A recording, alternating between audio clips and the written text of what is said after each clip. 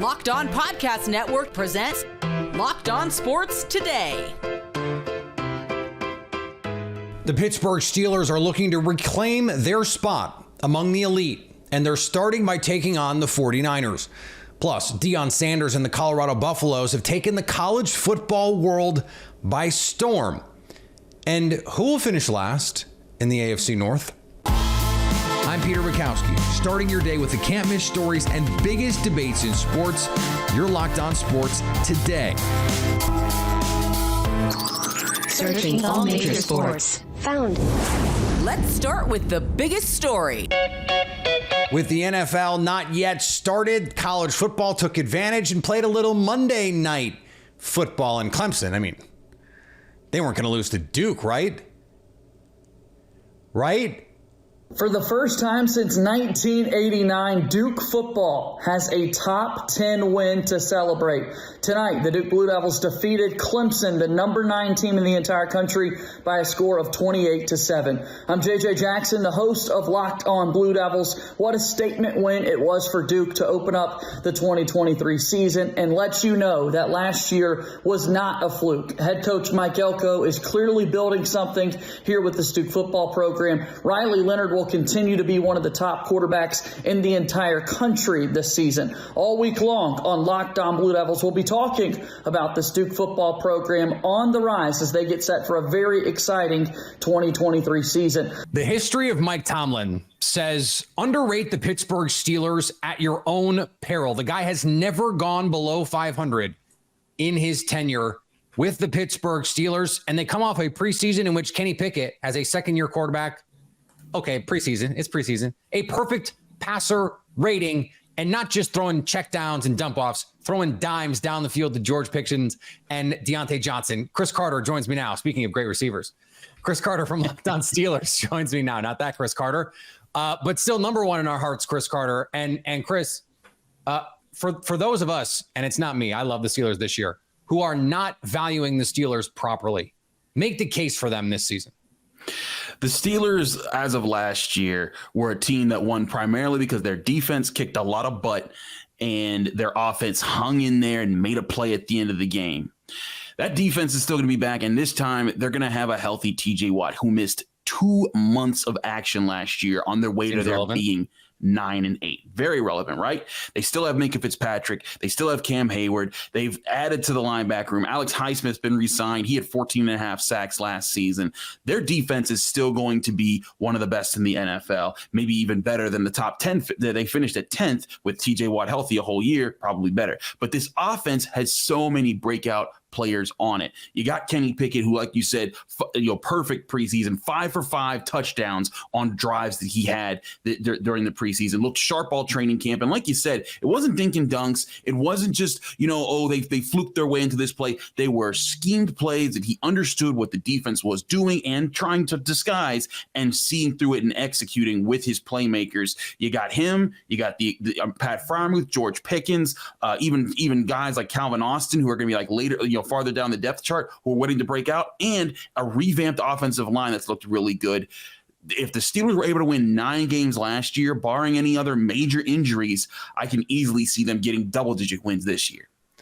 The question, I think, more for them is, where do they stack up in this division? Because this is going to be a bloodbath of a division with the Bengals at the top, who are now perennial AFC contenders. You've got the Ravens, who've got a revamped offense with Odell Beckham and Lamar Jackson with a new contract. And then the Browns, who knows what to make of the Browns? It starts week 1, Chris, against the San Francisco 49ers, who, with a healthy quarterback, a healthy third-string quarterback, might have gone to the Super Bowl last year. So out of the frying pan into the fire for the Pittsburgh Steelers. What do they have to do to come out with a dub and start their season off right?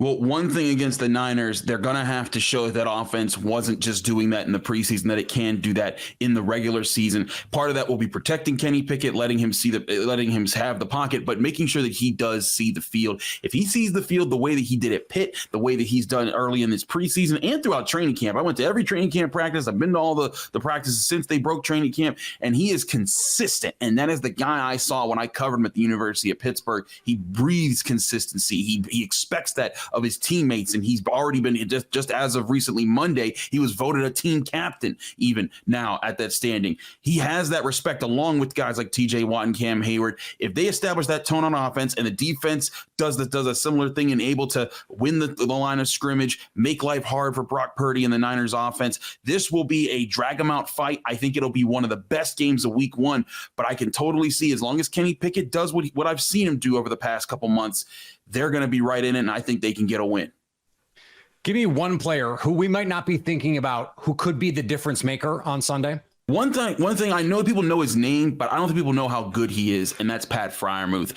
He's a guy who can make plays in the passing game, has gotten better as a blocker, but his chemistry with Kenny Pickett has looked very impressive. They know how to hit several different throws against several different types of coverage to the point where they're expecting each other and trusting each other at different plays. I wonder how good he can be this year, but I've seen these two connect a lot in practice. We saw them connect for a touchdown in the preseason against the Bills. They look like they are going to be a tandem this year, and it will improve the Steelers in the red zone, who were one of the worst teams in the red zone just last year. Look out for Pat Freiermuth being a huge answer for the Steelers offense, especially against this team, and how well he matches up with Fred Warner. If he does well against a guy like that, I think it speaks volumes of what the Steelers offense can do. Stay up to date all year on the Pittsburgh Steelers by subscribing to Locked On Sports Today and Locked On Steelers on your favorite podcast app and on YouTube. Thanks for making Locked On Sports Today your first listen. Coming up, Deion Sanders is 1-0 as a Power 5 football coach. Before we get to that, a Dodgers pitcher could be making history in the worst way. Get ready for the NFL season with incredible offers from FanDuel, America's #1 sports book. Right now, new customers can bet $5 and get $200 in bonus bets guaranteed. Plus, all customers who bet $5 will get $100 off NFL Sunday Ticket from YouTube and YouTube TV. Now is the best time to join FanDuel. The app is easy to use, and you can bet on everything from spreads to player props and more. How about some NFL futures? The New York Giants won a playoff game last year and theoretically got better, yet they're 48-1 to win the Super Bowl, behind teams like the Broncos, who were flat out trash last year. You can also combine bets within the same game to make even more money. Same game parlays are a great way to enjoy any game. So visit FanDuel.com/lockedon and kick off the NFL season with an offer you won't want to miss. FanDuel, official partner of the NFL. Los Angeles Dodgers pitcher Julio Urias was arrested on felony domestic violence charges and is not with the team as they start a road stint. In 2022, he finished third place in Cy Young voting. Now he may miss extended time for the LA Dodgers. Urias could be the first player to be suspended twice under the Major League Baseball domestic violence policy. Forget Superman. Jerry Jones found his man of steel. The Dallas Cowboys found a gem in 2020 in undrafted free agent Terence Steele. Now they're rewarding him by giving him the 9th largest contract amongst NFL offensive tackles.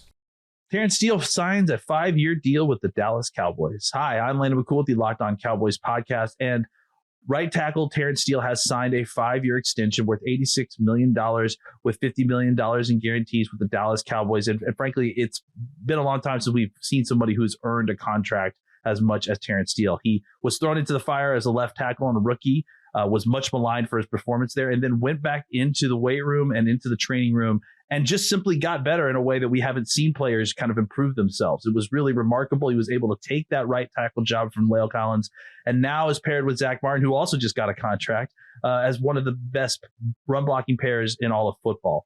For more on the Dallas Cowboys, make sure you check us out at the Locked On Cowboys podcast. And for more on your team, check out the other pods on the Locked On Podcast Network. Your team every day. The Toronto Blue Jays and Oakland A's went into extras and scored a combined 5 runs in the 10th as the Blue Jays look to fight into the last AL wildcard spot. Hello, friends. Craig Ballard, Locked On Blue Jays. The few of fews today, right, as the Blue Jays hang on in the 9th to be able to force extra innings, rally for 3 in the 10th, only to have to yet again hang on in the bottom of the 10th. All told, it's a 6-5 victory for the good guys. La Maquina, Jose Barrios, excellent today. And shout out to the huge hits from Kevin Biggio, Santiago Espinal, and Spencer Horwitz in this game. And while we're doling out shout-outs, how about Ernie Clement? He's now 8 for 9 as a Blue Jay with runners in scoring position. Is that good? Holy moly. Now, great stat on the broadcast today. Speaking of runners in scoring position, would you believe the Toronto Blue Jays lead baseball over the last month as being the best team hitting with runners in scoring position? Hard to believe. I know it. Impossible to believe, maybe, but it is factual. And to state the obvious, that needs to continue. Now, join me on the Locked On Blue Jay podcast tomorrow as we get set for the Hound on the Mound. Plus, it's Trivia Tuesday, and we'll get set for the out-of-town scoreboard, too. And the Georgia Bulldogs legal issues have now reached the coaching staff as player connection coordinator and former NFL player Jarvis Jones was arrested this weekend for reckless driving. More than a dozen Bulldogs players and coaches have now been arrested since becoming repeat national champions just this past January. When Deion Sanders took the Colorado Buffalo job, with all the bombast that comes with it, there were plenty of questions about if the Buffaloes were in fact ready for prime time. If Deion Sanders was ready for prime time. It turns out Deion is always ready for prime time. If you guys haven't heard already, I need you to move out from under that rock you're living under. Coach Prime in Colorado pulled off the biggest upset, maybe in college football history. They head to Fort Worth, where they're taking on number 17 TCU, a team that, while I've talked about it on multiple occasions, they lost a lot of talent, but people were still saying, oh, they're going to blow Colorado out of the water. They were favored by 20.5, as many as 21 points at times. Colorado goes into Fort Worth and punches TCU in the mouth, punches America in the mouth, punches the college football world in the mouth. Let's go over a few things. One, like I said, favored by 20.5. I talked about it on every show I went on. I said that TCU team, while they were good last year, completely different team. People told me I was wrong. I said, okay, I'll just take it. I'll just be like, okay, I guess I was wrong. You know, TCU, maybe they're a good team, even though they lost a lot of people and they had to bring a lot of people in. Colorado, on the other hand, led by Coach Prime, Deion Sanders, bring in 50 transfers. Everything's different. Everything has changed. Program has changed. Money's coming in from the program. The fans have funded $28 million in support of Deion Sanders. Everybody loves Coach Prime, but guess what? People still doubted him. I did an episode a couple days ago. Colorado has the worst roster in the country. Worse than UMass was what was said. Worse than UMass. And now we're sitting here talking about a Colorado victory over a number 17 team because, one, people let the hype get to them, the non-hype. I think people got too excited to kind of take a you-know-what on Coach Prime in Colorado. They got too excited about TCU being ranked and making it to the championship last year with basically a completely different team. And so now what happened? Well, let me tell you what happened. I'll break down the score for you. 45-42 in Colorado's favor. This same team where people criticize, oh, they have their quarterback played at a HBCU. Oh, their Travis Hunter hasn't played at the Power 5 level yet. Oh, this, that, all the other. They torched TCU. They literally torched them, made them look like they were the FCS team. Now, obviously, I had my moments where I was like, I want to see if Shedeur Sanders could play at this level. But I knew he was going to be good. But to say I knew he was going to be record-breaking good in his first day, I wouldn't go that far. I knew he was going to be good, but not that good. Let's go over the score a little bit. Colorado wins 45-42. They hang 565 yards on them. There was criticisms. Oh, they're going to be so undisciplined. There's so many transfers. How are they going to do this? They only had 6 penalties, so they did it quite well, actually. First downs, they had 30. They were 9 for 15 on third down, 2 for 2 on fourth down.